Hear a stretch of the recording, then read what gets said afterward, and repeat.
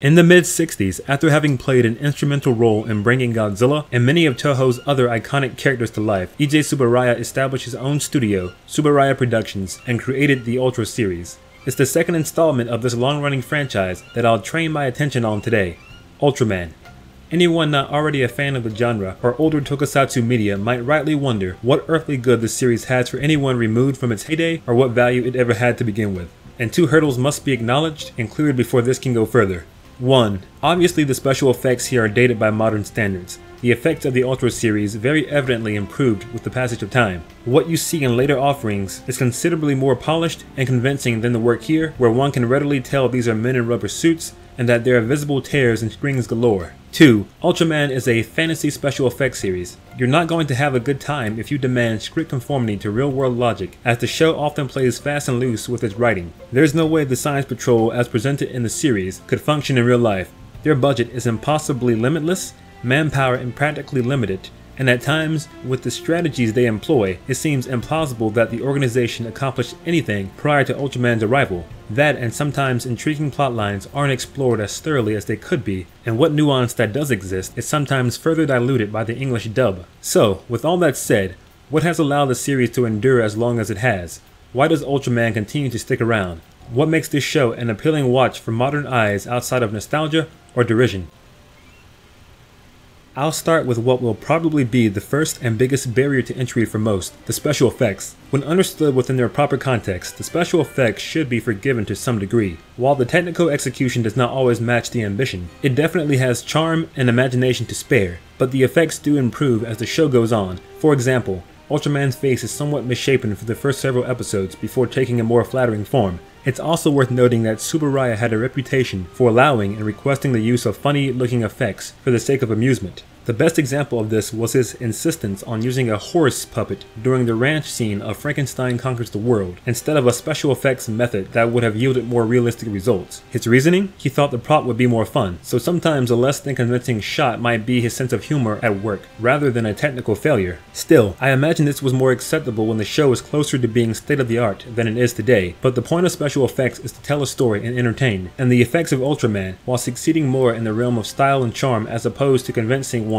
that they're watching reality, does this job more than well enough. But make no mistake, overall this is impressive stuff for a Japanese special effects television production of its time. There are expansive detailed miniature sets, dozens of monster suits, plenty of optical shots, and models of various shapes and sizes. One of Ultraman's original selling points was bringing the spectacle from the silver screen to television screens across the nation, and bearing in mind the workload and budget, this is a fair compromise. The fights are often immensely entertaining and more experimental in choreography and cinematography than what one would see in the cinematic counterparts of the day. Also, it would be a disservice to talk about the battles between Ultraman and the monsters without mentioning the color timer.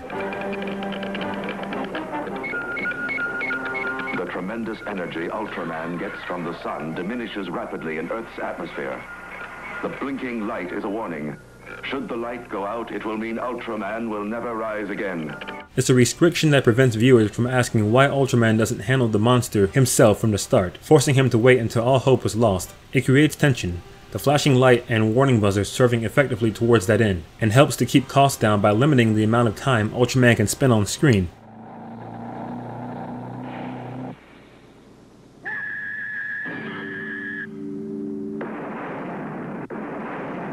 But, whether or not the effects are tolerable still today, Ultraman would have faded long ago if spectacle were all it offered. Thankfully, Ultraman has plenty up his sleeve, and that starts with the characters. Hayata, the human host for Ultraman, might be the main character, yet everyone in the core cast is of equal importance. While there's little depth to them, the characters make up for that with their banter and camaraderie. It's surprising how well it all works, and they make an enjoyable close-knit team. Hayata is a straight-laced hero in the fashion of classic Clark Kent, someone to look up to and someone always doing the right thing. Perfect for the young audiences Tsuburaya aimed to inspire. Despite that sort of character type having fallen out of favor in recent years, it works well enough here as the actor imbues the role with life and doesn't have to carry the show by himself. He is supported immensely by the surrounding characters. Captain Mura is a fatherly presence and at the same time isn't afraid of getting his hands dirty. Ito, the comic relief, also has a soft side to him stemming from a hard childhood. Arashi is the simplest character, though his back and forth with Ito makes up for that. Hoshino is an inquisitive mind and resourceful soul, and Fuji, while the only female and relegated to the role of communications officer, proves capable, is given plenty of opportunities to shine, and fires back at anyone who dares dismiss her because of her gender. Quite a statement for a television series of the decade, even if some of the attitudes and ideas seem less tasteful nowadays. The title character himself, Ultraman, oozes coolness. His design is something the creative team toiled over endlessly before settling on what we have today, and it's easy to take for granted how novel it once was. Everything here clicks and will go on to inspire countless iterations and imitations. Furthermore, his signature cross pose, apparently informed by EJ Tsuburaya's Christian convictions, the various energy powers, reliance on the beta capsule to transform, and the sound he makes whenever he takes flight, all contribute to making him endlessly memorable. Ultraman also has a fine batting average when it comes to monsters for its hero to battle. There's a reason why later Ultra installments and media continues to pull heavily from this particular show. Sure, there are a few lousy opponents, some failing in design and execution, but even those creatures manage to get used well, and there are so many other outstanding creatures like Gamora, Red King, and Antler. There are dastardly villains like Alien Zarab, Dada, and the Baltans. And, as a part inside joke and part cost-saving measure, monster suits from Ultraman's spiritual predecessor, Ultra Q, and the Toho universe get repurposed here as new characters. Speaking of which, those familiar with the early days of the Showa Godzilla series are in for another treat. Veteran Toho actors make guest appearances, stunt actor Haruo Nakajima helped to choreograph the battles and play some of the monsters, modified versions of roars for Rodan, Mothra, and Godzilla get used, and King Ghidorah's cackle is the ringtone for the phones in the Science Patrol HQ.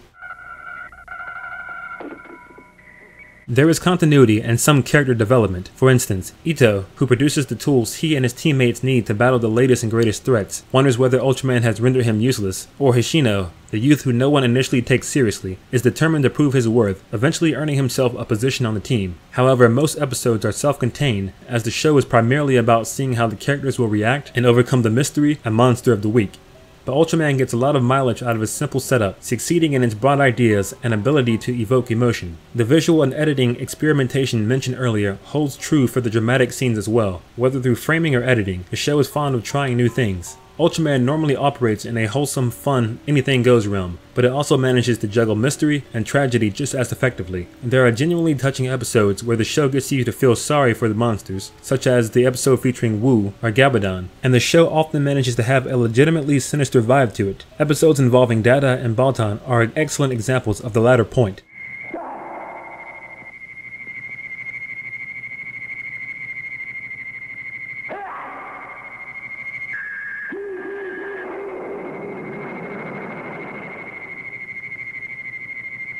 It would have been very easy for the show to fall into the trap of portraying its monsters as mindless beasts who deserve nothing less than ruthless extermination, but Ultraman acknowledges that they can be tragic creatures. Sadly, when these creatures are at odds with human civilization, they must be destroyed.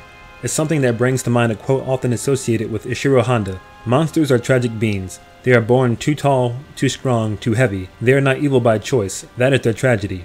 And both Ultraman and the Science Patrol express remorse for the bloodshed. One of the best dedications to this idea is the Monster Graveyard or Ultra Zone, the extra-dimensional space in the upper portions of Earth's atmosphere where the souls of fallen monsters rest.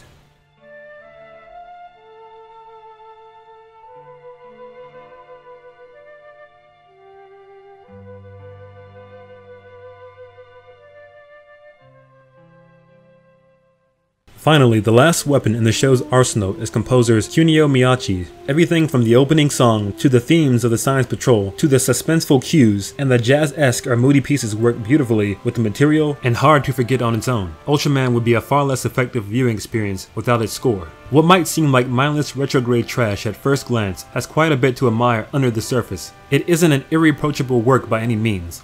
A lot stands to be improved upon.